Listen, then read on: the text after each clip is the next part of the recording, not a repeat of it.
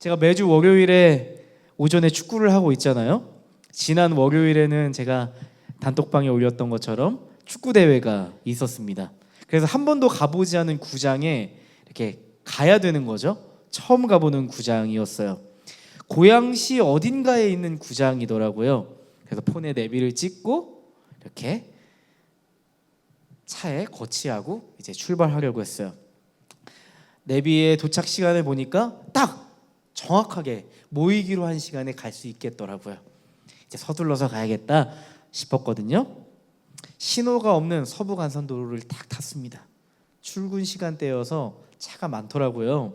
근데 갑자기 앞차가 급정거를 하는 거예요. 저도 그래서 급정거를 했어요. 쿵 소리가 났어요.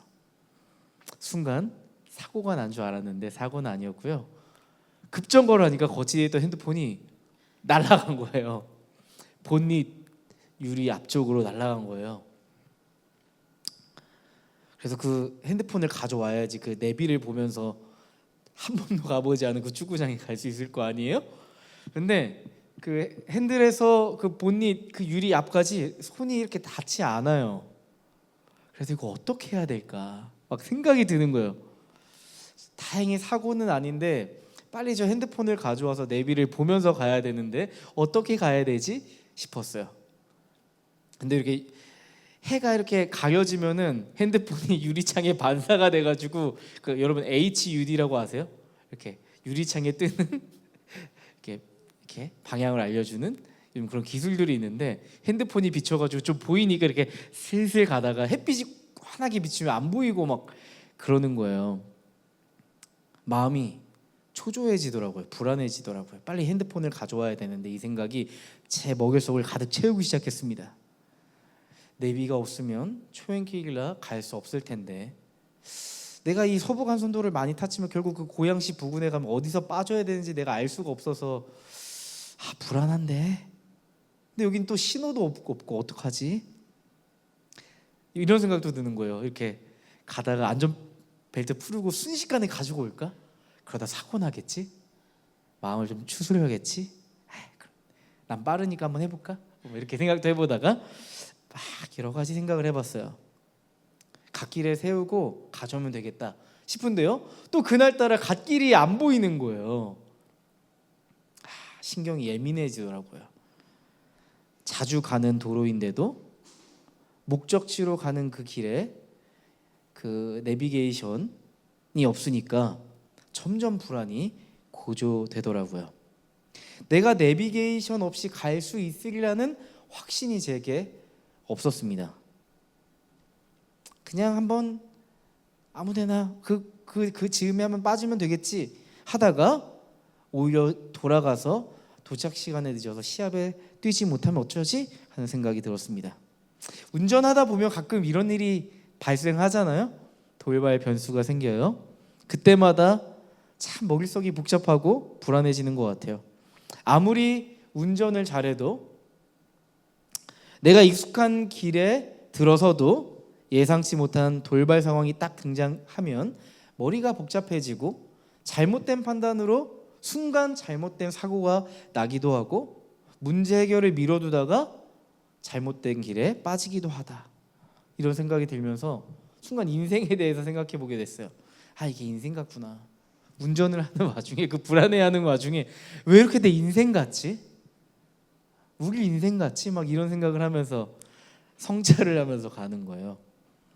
근데 이제 매주 제가 난지천 그 축구장에서 이제 공을 차고 있는데 거기 사이에 갓길이 있다는 게 딱 떠오르더라고요.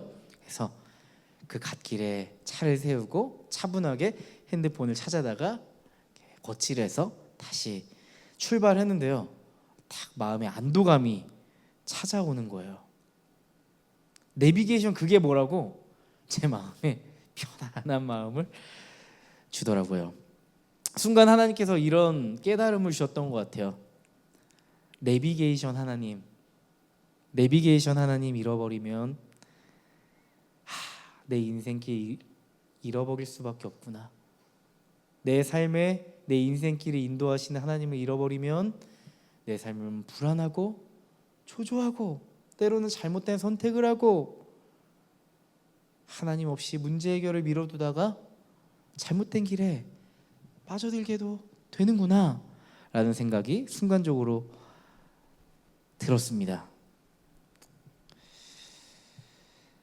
맞아요. 인생에 대한 이런 확신이 서지 않는 순간 하나님이 주시는 확신이 필요하죠. 오늘은 확신이 서지 않는 이들에게 주시는 하나님의 메시지입니다. 사무엘의 두 아들이 타락해 버리잖아요. 사무엘의 두 아들이 타락한 모습을 보자 이스라엘 백성들은 사무엘에게 무언가를 요구합니다. 무엇을 요구했었죠? 맞아요. 왕을 세워달라. 왕정 제도를 요구합니다. 사무엘, 우리 이스라엘도 다른 나라들처럼 왕을 세워주십시오. 그게 우리에게 지금 필요한 시점입니다. 우리가 여태까지 유지해왔던 사사 시스템은 지금 너무 불안해요. 더 이상 잘 되리라고 우리는 더 이상 확신할 수 없습니다. 이렇게 이야기를 하는 거예요. 이러한 이스라엘의 요구 앞에 하나님은 어떻게 하셨나요? 하나님은 두 번이나 사무엘에게 말씀하세요. 사무엘상 8장 22절에 하나님이 두 번째 이야기를 사무엘에게 말씀하세요. 주님께서 사무엘에게 말씀하셨다. 너는 그들의 말을 받아들여서 그들에게 왕을 세워주어라. 하나님은 이스라엘이 요구하는 왕정 제도를 허용하십니다. 이스라엘이 요구하고 있는 이 왕정 제도는 단지 정치 시스템을 바꾸겠다는 의미가 아니었잖아요. 하나님께서 주셨던 언약 시스템을 버리겠다는 의미였잖아요. 하나님 나라의 본질과 질서를 담은 언약 시스템을 버리고 다른 나라들처럼 되고 싶다는 거예요. 이런 의미죠. 이제 하나님 나라의 백성으로 사는 것 확신이 서지 않습니다. 이제 우리는 다른 나라들처럼 한번 살아보고 싶어요 라고 하는 거예요. 언약을 버리는 태도입니다. 그럼에도 불구하고 하나님은 왕정 제도를 허용하시는데요, 이 허용은, 하나님의 허용은 허락과는 다른 의미를 가진 거예요. 이스라엘의 그 마음 깊은 곳에서 이미 하나님의 뜻과는 전혀 관계가 없이 왕정 제도를 하기로 결정하기 때문에 허용은 해주신 거예요. 그러나 어쩔 수 없이 끌려가는 허용이 아니라, 이스라엘은 언약 시스템을 버렸지만 하나님은 이스라엘을 향한 그 언약을 붙잡겠다는 의미의 허용이었어요. 너희는 나를 버렸지만 나는 너희를 끝까지 붙잡아 줄 것이다. 내가 너희에게 허용한 그 왕정 제도가 엇나가지 않도록 나는 내 언약을 통해서 너희를 지켜줄 거야 라고 말씀하시는 거예요. 하나님께서는 왕정 제도에서도 하나님 스스로 그 언약 시스템을 가동시키시려고 하는 거예요. 언약을 버린 이스라엘을 돌이키고자 하는 기회를 마련하고 싶으신 거죠. 저는 이 상황이 딱 이렇게 떠올랐습니다. 여러분이 사랑해서 이제 결혼을 했어요. 근데 어느 순간 여러분의 배우자가 이렇게 여러분에게 진지하게 이야기하는 거예요. 당신, 나 이제 이 결혼 생활 확신이 서지가 않아. 나 요즘 당신으로 인해서 행복하지 않거든. 나 이제 다른 남자도 만나보고 싶고 내가 하고 싶은 것도 좀 자유롭게 해보면서 내 인생 살아보고 싶어. 이렇게 얘기하는 거예요. 남편은 몇 번이고 그러지 마 당신, 이렇게 이야기하는데요, 지금도 우리 행복하잖아. 어려운 일 하나하나 이겨내면서 지금까지 왔잖아. 우리 다시 시작해보자. 이렇게 이야기하지만 아내는 마음을 굳혔나 봐요. 난 이미 마음 결정했어. 당신이 어떻게 생각하든 난 지금 내가 결정한 대로 할 거야. 끊임없이 남편이 설득을 하는데 아내는 마음을 돌이키지 않는 거예요. 끝내 남편이 이렇게 이야기하는 거죠. 그래, 당신이 원하는 대로 살아. 그런데 이혼은 못 해줘. 나 당신이 돌아올 때까지 기다릴 거야. 이렇게 이야기하는 거예요. 지금 이 부부관계의 구도가 지금 하나님과 이스라엘의 모습이에요. 하나님의 이 허용은 관계 회복을 위한, 하나님의 그 언약을 회복하기 위한 하나님의 허용인 셈이죠. 그리고 나서 사무엘상 이제 9장이 되면요, 하나님은 역사의 전면에서 자취를 감추십니다. 이제 역사의 전면에는 사무엘과 이스라엘만 덩그러니 남아 있습니다.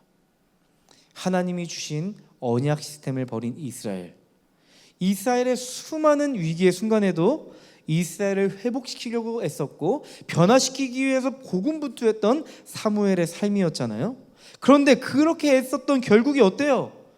이스라엘 백성들이 자신을 비난하고 자신의 리더십을 버린 이스라엘을 바라보면서, 여러분이 사무엘이었다면 그의 마음이 어떠했을까요? 굉장히 절망적이었을 것 같아요. 자신이 그동안 확신하며 살아갔던 삶이 무너지는 것만 같았을 것 같아요. 저는 사무엘의 마음이 너무나도 공감이 됐습니다. 제가 사무엘이었다면 하나님 앞에 이렇게 고백했을 것 같아요. 하나님, 이러시려고 저를 부르셨어요? 이렇게 하나님 나라를 위해 살아온 결과가 이런 겁니까? 하나님 저를 버리신 거예요? 왕정제도를 허용하신 하나님 이해가 되지 않아요. 왕정제도를 요구한 이스라엘 백성보다 왕정제도를 허용하신 하나님이 더 이해가 안 가요. 하나님이 저를 버리시겠다는 뜻 아닌가요? 더 이상 모르겠어요. 제 삶에 더 이상 확신이 서지 않아요. 하나님이 나를 부르신 이 소명조차도 저는 확신이 서지 않아요. 라고 하면서 엄청난 혼란에 빠졌을 것 같다는 생각이 들어요. 뿐만 아니죠. 지금 자신의 아들 요엘과 아비야를 형편없이 키운 자신도, 아버지 된 자신도 자책하지 않았을까요? 내가 이스라엘을 섬기는 데만 열심을 다했지 내가 내 아들들을 똑바로 키워내지 못했구나, 이런 생각이 들지 않았을까 싶어요. 이스라엘 사람들에게 버림받은 것 같아서 지금까지 하나님 나라를 위해 열심히 살아온 자신의 삶이 후회되고 자책감이 들지 않았을까 싶습니다. 여러분, 노년기의 발달 단계를 보면 끊임없이 자신의 삶을 돌아본다고 하더라고요. 그동안 자신이 일궈왔던 삶, 가족 관계들, 또한 자신과 끊임없이 맺었던 관계들, 내가 일했던 것들, 이런 것들을 하나하나 돌아보면서 자신의 삶의 의미를 찾고 행복을 찾는다고 하는데요, 사무엘은 지금 노년에 자신의 삶의 의미를 잃어버리고 얼마나 절망스러웠을까 싶습니다. 이 정도 되면 도무지 사무엘은 세상과 관계에 있어서 하나님에 대해서 긍정적으로 바라볼 수 없는 상황이 되었을 거예요. 지금 눈앞에 펼쳐있는 이런 부정적인 상황이 우리에게 말해줄 때가 있어요. 상황이 우리에게 말해줘요. 이건 아니야. 더 이상 할 수 없어. 이 길은 아니야. 상황이 입이 달린 것도 아닌데 끊임없이 그 상황에 마주대할 때마다, 내가 대하기 어려워하는 그 상황에 마주대할 때마다 그 상황이 우리에게 메시지를 주는 것만 같아요. 자꾸 그 상황이 우리에게 어떠한 생각을 하게 해요. 그 상황 때문에 어떤 것을 선택하고 결정해야 될 것 같은 직감이 자꾸 들 때가 있어요. 상황 논리에 따라서 우리의 사고 회로가 작동되는 거죠. 상황 논리가 뭘까요? 우리가 본래 살아가던 삶의 방식이 있잖아요. 예수 그리스도 안에서 내 삶을, 내 존재를 규정하고 내가 살아야 할 삶의 목적을 찾고 하나님 나라의 백성으로서 사랑하고 정의롭게 살아가는 거, 그것이 원래 우리의 살아가는 방식이죠. 고유의 방식, 그것이 우리의 살아가는 방식인데, 상황 논리는 예수께서 이루신 그 은혜의 원리를 잃어버리게 하고 상황에 맞추어서 우리를 살아가게끔 해요. 그리스도인의 기준, 원칙들을 잃어버리게 해요. 그저 상황에 따라 내가 생각하고 판단하고 선택하고 결정되는, 이렇게 상황에 따라 좌지우지되는 이런 모습에 우리가 노출될 때가 있어요. 맞아요. 받아들이기 어려운 상황들이 딱 놓이면, 저도 그런 것 같아요. 내가 본래 가지고 있던 기준과 원칙을 취약하게 만들어요. 그리스도인이 가지고 있는 고유한 질서와 원칙들을 무장해제시켜 버리는 거예요. 상황이야. 여러분 한번 생각해 보세요. 여러분이 그리스도인이 되고 나서 하나님이 여러분에게만 주신 독특한, 유니크한 강점들이 있잖아요. 자원들이 있잖아요. 근데 이러한 상황 논리가 우리 안의 강점과 자원을 잃어버리게 해요. 우리의 삶에 이러한 상황 논리가 발동하고 우리를 지배하기 시작할 때 우리는 삶을 멈춰서야만 합니다. 하나님 앞에 서야 돼요. 하나님 앞에서 다시 내 존재를 정의해야 돼요.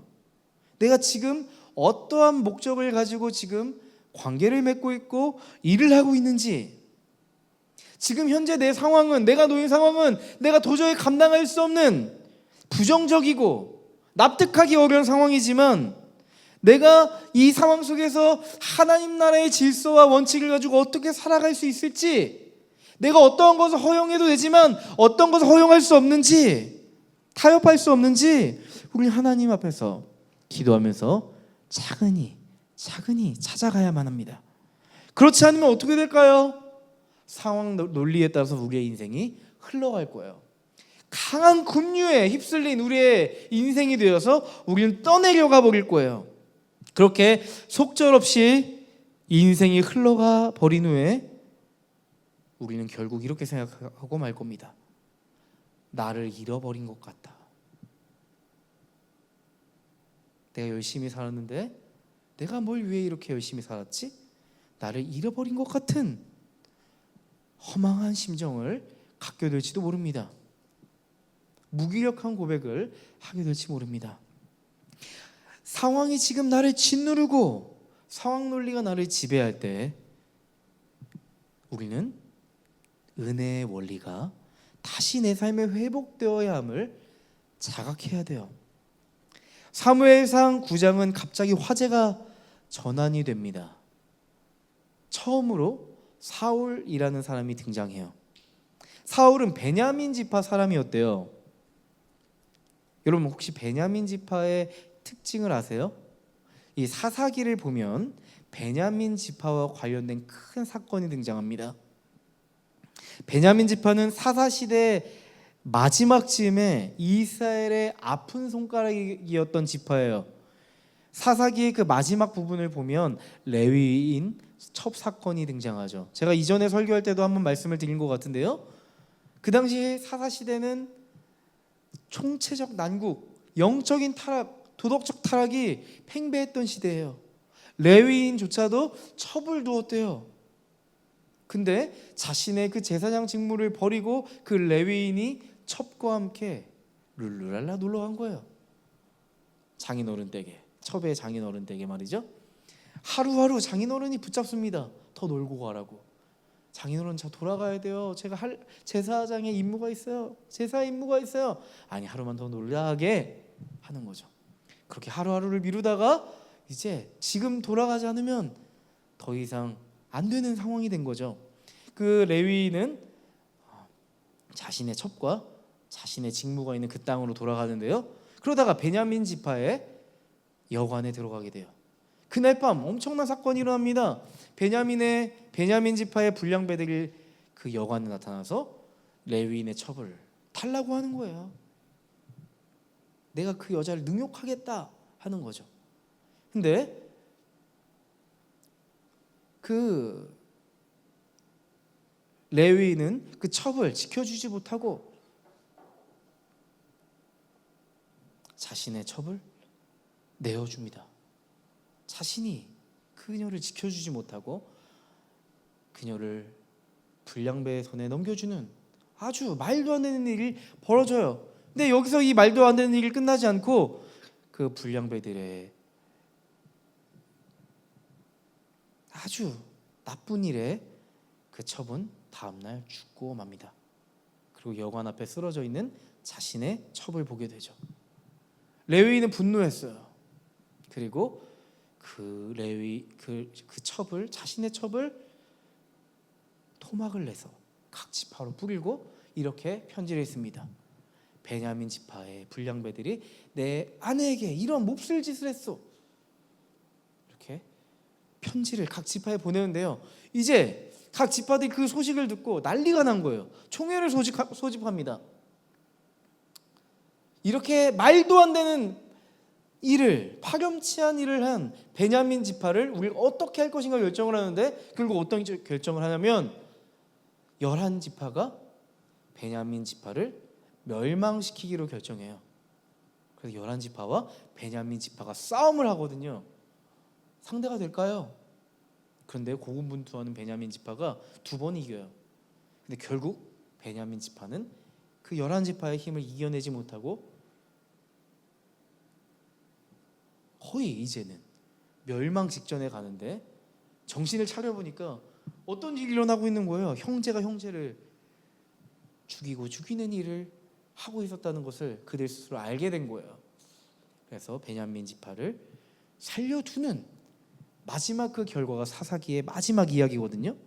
그 베냐민 지파예요. 이제는 12지파 중에 가장 위축되어 있는 지파, 그 베냐민 지파에 속해 있는 사울이었어요. 성경은 사울을 이렇게 표현하고 있습니다. 사무엘상 9장 2절이에요. 그에게는 사울이라고 하는 아들이 있었는데 잘생긴 젊은이였다. 이스라엘 사람들 가운데 그보다 더 잘생긴 사람이 없었고 키도 보통 사람들보다 어깨 위만큼은 더 컸다. 성경에서 말하는 사울은 굉장히 잘생겼대요. 이스라엘 백성들 중에 가장 잘생겼대요. 차은우의 외모를 가지고 있고, 줄리엔 강 아세요 혹시? 그런 신체 조건을 가진 사람이었던 것 같아요. 누가 봐도 잘생겼고 키도 크고 멋진 사람이었던 거죠. 누가 봐도 호감이 가고, 와, 저 사람이라면 이스라엘의 지도자로 적당해. 다른 나라의 왕보다 훨씬 멋있어. 우리를 이스라엘 대표할 수 있는 사람이 될 수 있을 것 같아 라고 할 정도로 멋졌던 것 같아요. 여러분, 근데 그거 아세요? 성경에서 키가 크다고 묘사되는 이스라엘 사람은 사울이 유일합니다. 사실 키가 크다고 묘사되는 사람들은 모두 이방인이에요. 이방인, 골리앗, 네피림, 다 장대하고 키가 큰 사람들, 그렇게 묘사하잖아요. 여러분, 왜 그렇게 성경이 표현했을까 싶잖아요. 근데 어떤 신학자의 말이 탁 제 안에 와닿았어요. 제가 한번 읽어드릴게요. 자, 이스라엘은 다른 나라들처럼 왕이 다스리는 나라를 원했다. 하나님이 그들이 원하는 대로 해주시기 위해 이방인들을 왕으로 세울 만한 신체적 조건을 지닌 사람을 하나님은 택하셨다 라고 코멘트를 달았어요. 충분히 공감이 되고 동의가 되더라고요. 하지만 사울의 이러한 외적인 조건들, 멋있는 외모, 큰 키가 하나님을 만족시키는 것은 결코 아니었어요. 나중에 나오겠지만 하나님 뭐라고 말씀하세요? 사람은 외모를 보거니와 여호와 나 여호와 하나님은 중심을 본다라고 말씀하시잖아요. 그 이후의 이야기를 보면 참 재밌어요. 사울의 아버지가 기르던 암나기 몇 마리가 사라진 거예요. 그래서 아버지가 사울을 부릅니다. 사울아, 너가 종을 데리고 가서 잃어버린 암나기를 찾아와라 하거든요. 외적으로 훌륭해 보이는 사울이 금방 암나기를 찾아올 것만 같은데, 성경은 의도적으로 사울과 그의 종이 여기저기 막 이 지역 저 지역 막 나오거든요. 성경에, 사무엘상 9장에 나름대로 암나기를 찾아보지만 도저히 사울과 그의 종은 암나귀를 찾지 못했다는 걸 굳이 가져와서 그것을 이야기로 풀어 쓰고 있어요. 어떤 느낌이 되세요? 허우대가 멀쩡하잖아요, 사울이. 근데 몸집이 큰 암나귀 몇 마리도 찾지 못하는 무능한 목자로 묘사되는 거예요. 마치 사울이 이스라엘의 리더가 되기에는, 목자가 되기에는 자격이 부족하다는 점을 지금 상황을 통해서 보여주는 것만 같아요. 지금 이스라엘 백성들이 길을 잃고 헤매고 있잖아요. 이 암나귀 사건, 이 이야기가 마치 길을 잃어버린 암나귀처럼 보이잖아요. 성경은 사울에 대해 사울이 이스라엘 왕이 될 만한 자격이 있는지 없는지 구체적인 평가를 하진 않아요. 하지만 그 말씀을 통해서 우리에게 반문하는 것 같아요.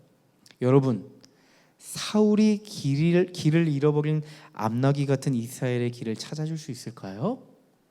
질문하는 것 같아요. 이 내러티브, 이 이야기가 사울이 과연 길을 잃어버린 암나귀와 같은 이스라엘의 길을 찾아줄 수 있는 사람일까요? 당신들이 보기에는 용모가 아름답고 키도 이방인들처럼 크지만 그가 이스라엘의 길을 찾을 수 있는 사람일까요? 라고 질문하는 것 같아요. 여러분, 지금 상황으로만 보면 사무엘은 더 이상 사사로서, 선지자로서 아무것도 할 수 없는 상황이었을 거예요. 모든 것을 내려놓고 아무도 없는 곳으로 들어가서 숨고 싶은 심정이었을 것 같아요. 엘리야처럼 말이죠. 사무엘은 앞으로 어떠한 행보를 보일까 궁금해져요. 그런데 사무엘상 9장을 보면요, 암나귀를 찾는 것에 확신이 서지 않은 사울과 왕정제도에 대한 물음표를 가지고 있는, 왕정제도에 대한 확신이 서지 않는 사무엘이 만납니다. 근데요, 사무엘이 사울을 만나기 전날 하나님께서 사무엘에게 나타나서 말씀을 하세요. 그게 사무엘상 9장 15절 16절이거든요. 우리 함께 읽어볼까요? 15, 16절 말씀 읽어보겠습니다. 시작. 사울이 오기 하루 전에 주님께서 사무엘에게 알리셨다. 내일 이맘때에 내가 베냐민 땅에서 온 한 사람을 너에게 보낼 것이니 너는 그에게 기름을 부어 나의 백성 이스라엘의 영도자로 세워라. 그가 나의 백성을 블레셋 사람의 손에서 구해낼 것이다. 나의 백성이 겪는 고난을 내가 보았고 나의 백성이 살려달라고 울부짖는 소리를 내가 들었다. 그런데요, 하나님께서 하시는 이 말씀 중에 특징적 표현이 있어요. 내 백성 이스라엘, 내 백성이 겪는 고난을 보았고 내 백성이 살려달라고 울부짖는 소리를 들었다. 이 말씀 혹시 어디서 많이 들어보지 않았어요? 하나님이 미디안 광야에 있는 모세를 부르실 때 내 백성의 고난을 보았고 내 백성이 살려달라고 울부짖는 것을 들었다. 이스라엘 이집트에 노예 있을 때 하나님께서 이스라엘 백성을 향한 긍휼의 마음을 보이실 때 썼던 표현이거든요. 이걸 고스란히 가져와서 하나님이 사무엘에게 말씀하시는 거예요. 이스라엘은 하나님의 언약을 놔버렸어요. 하지만 하나님은 여전히 이스라엘을 향한 언약의 손을 놓지 않았다는 것을 알 수 있는 은혜의 대목이에요. 이스라엘은 지금 상황 논리에 의해 이끌려가고 있지만 하나님은 지금 은혜의 논리에 의해서 이스라엘을 끌어가고 계세요. 사무엘조차도 상황 논리에 따라 좌절하고 슬퍼하고 더 이상 내가 할 수 있는 것이 없는 것만 같은, 내 리더십은 땅에 처박은 것 같은 그런 절망적 순간이지만 하나님은 은혜의 논리에 따라서 사무엘을 이끌어가고 계세요. 하나님께서는 하나님의 언약을 버리고 왕정제도를 선택한 이스라엘을 다시금 하나님의 언약 안에서 이끌어 가시려고 하는 줄다리기가 느껴지는 대목이에요. 하나님께서 하나님의 그 선한 계획 안에서 사무엘에게 말씀하시는 것만 같더라고요. 사무엘아, 끝나지 않았어.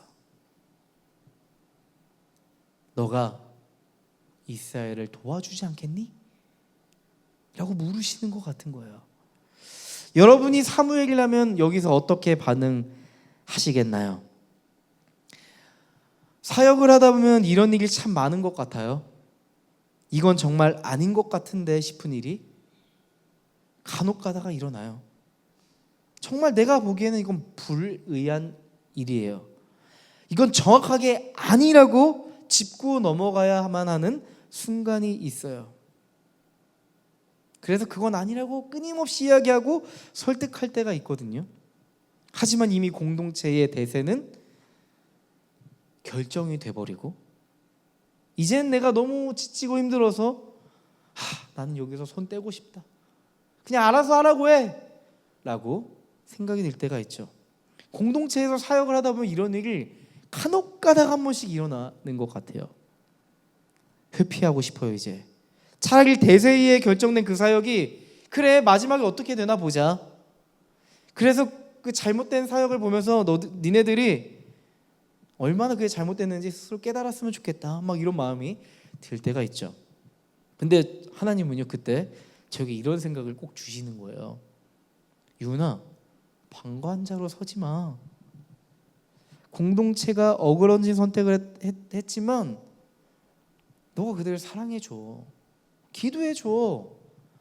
그들 안에 이제 얼마나 많은 고충들이 일어나겠니? 너도 이미 알고 있잖아, 리더로서. 너가 그들을 좀 돌봐줘. 사역하다가 저렇게 아파하고 힘들어하는 친구들을 너가 좀 돌봐줘. 저들이 목적을 향해, 목표를 향해 뛰어가다가 사역을 추진하다가 미쳐보지 못하는 부분을 너가 그냥 말하지 말고 조용히 가서 채워주고 덮어줘. 이런 마음의 찔림을 주실 때가 한두 번이 아니에요. 하나님, 지금 저는 이 사역에 대한 확신이 없거든요. 굳이 나서서 돕고 싶은 마음이 이제는 사라졌거든요. 내가 할 수 있는 건 그저 지켜보는 것밖에 없어요. 근데 하나님은 끝까지 공동체에 대해서 책임을 다해달라고 저에게 부탁하시는 거예요. 이런 경험을 몇 번이고 했습니다. 그리고 나서 제 태도가 달라졌던 것 같아요. 제가 공동체의 리더일지라도 때론 제가 가진 생각과 다른 일을 추진할지라도 그들이 보지 못하는 것을 조용히 챙겨주고 기도해주자. 목표 때문에 다른 것을 보지 못하는 사람들이 있다면 그 보지 못하고 방치되어 있는 사람들을 돌봐주고 일으켜주자. 하나님의 불편한 부르심이었지만 공동체의 갈등을 선으로 바꾸시는 하나님을 발견하는 순간들이었던 것 같아요. 아마 여러분들도 신앙생활을 하다 보면 이런 크고 작은 경험들이 있었을 거예요. 지금 더 이상 이스라엘에서 사명을 감당하는 것에 대한 확신이 서지 않는 순간이에요. 이스라엘이 지금 하나님 나라로 돌아간다는 것을 기대할 수 있거나 회복할 수 있는 소망의 확신이 서지 않는 사무엘이에요. 왕정 제도에 대한 확신이 서지 않는 사무엘이에요. 이런 하나님의 부탁이 사무엘에게 어떻게 와닿았을까요? 하나님이 이렇게 부탁하는 장면은 있는데 사무엘이 답변하는 장면은 또 없어요. 오늘 말씀을 보면. 그런데 성경은 사무엘의 말이 아니고 사무엘의 행동만 보여줍니다. 한번 그 행동에 주목해 보자고요. 사무엘은 사울을 선택한 하나님의 계획과 생각을 다할 수 없지만 하나님의 말씀하신 그대로 사울에게 그 마음을 전달해 줘요. 20절 말씀입니다. 한번 20절 읽어볼까요? 20절 읽어보겠습니다. 시작. 사흘 전에 잃어버린 암나귀들은 이미 찾았으니 그것은 걱정하지 마십시오. 지금 온 이스라엘 사람들의 기대가 누구에 걸려 있는지 아십니까? 바로 그대와 그대 아버지와 그 아버지의 온 집안입니다. 이렇게 하나님의 마음을 고스란히 전해줘요.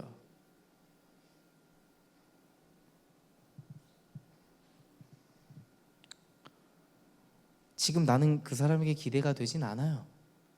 기대를 하고 있는 건 왕정 제도를 요구하는 이스라엘 사람들이죠. 그 마음을 그대로 전해줘요. 그리고 나서 사울과 좀 더 미팅을 하고 싶었나 봐요. 우리 식사 자리에 당신들을 초대합니다. 이렇게 이야기하는데요. 여기서 좀 우리가 주목해 봐야 될 게 있어요. 사무엘이 사울을 대하는 태도를 보면 하나님이 사무엘에게 부탁했던 그 내용을 사무엘이 어떻게 이해하고 어떠한 마음을 품었는지 알 수 있거든요. 사무엘상 9장 22절 23절에 이렇게 기록되어 있습니다. 사무엘은 사울과 그의 종을 데리고 방으로 들어가서 초대받은 사람들의 윗자리에 앉았다. 거기에 모인 사람들은 30명쯤 되었다. 사무엘이 요리사에게 일렀다. 내가 자네에게 잘 간수하라고 부탁하며 맡겨두었던 부분을 가져오게. 24절 요리사가 넓적다리와 거기에 붙어있는 것을 가져다가 사울 앞에 놓으니 사무엘이 말하였다. 보십시오, 준비해 두었던 것입니다. 앞에 놓고 드십시오. 내가 사람들을 초청할 때부터 지금 이렇게 드리려고 보관해 두었던 것입니다. 그래서 그날 사울은 사무엘과 함께 먹었다. 지금 사무엘이 사울에게 어떠한 대접을 하고 있죠? 아직 왕으로 세우지 않은 사울을 왕으로 대접하고 있어요. 그리고 지금 사무엘이 사울에게 대접하고 있는 이 일들은 이미 준비된 일이었어요. 사무엘은 사울과의 만남을 철저하게 준비했어요. 하나님, 제가 그렇게 할게요 라고 하는 100마디의 말보다 사무엘은 하나님의 말씀의 토대 위에서 내가 지금 무엇을 어떻게 해야 할지 충분히 고민했음을 알 수가 있습니다. 사무엘은 지금 왕이 세워지는 것을 탐탁하게 여기지 않았지만 하나님의 확신이 거기 있다는 걸 알았기 때문에 지금 내가 할 수 있는 준비를 하는 거예요. 사무엘은 더 이상 확신할 수 없는 그것을 반대하는데 에너지를 사용하지 않습니다. 기꺼이 하나님의 뜻을 따르는데 자신의 에너지, 자신의 마음을 쏟기 시작합니다. 여러분, 우리에게 맡겨진 삶의 에너지는 한정적입니다. 내 삶에 확신이 서지 않을 때 내게 직면한 상황을 부정적으로 해석해버리고 그렇게 생각하면 생각할수록 우리의 삶은 불안해지죠. 그리고 내 마음과 생각이 어두워져서 잘못된 생각과 판단을 할 때가 있어요. 내 영적인 에너지, 정서적 에너지, 정신적 에너지를 그렇게 다 써버리고 나면 더 이상 하나님과 관계를 맺어야 될 에너지가 우리에게 없다는 것을 발견하게 되죠. 이제 더 이상